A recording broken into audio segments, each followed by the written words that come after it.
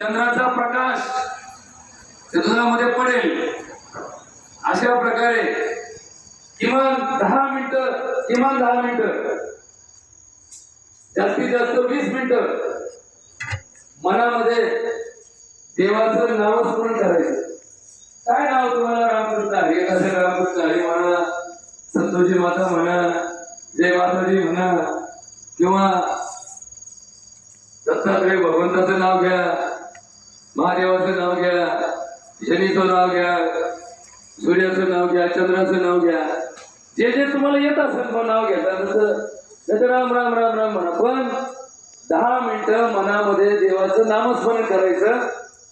त्या नामस्मरणाचा परिणाम मंत्र उच्चाराने त्या औषधावर होतो. त्या औषध समोर ठेवायचं, त्याच्यात चंद्राचा प्रकाश पडतो.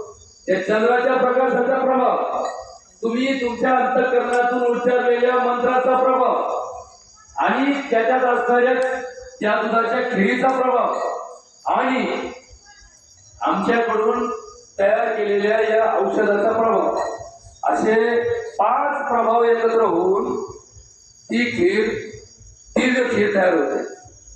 आणि मग ती पुडी त्याच्यामध्ये टाकायची आणि थोडंसं दूध हलवून घ्यायचं. तोपर्यंत ते दूध थोडंसं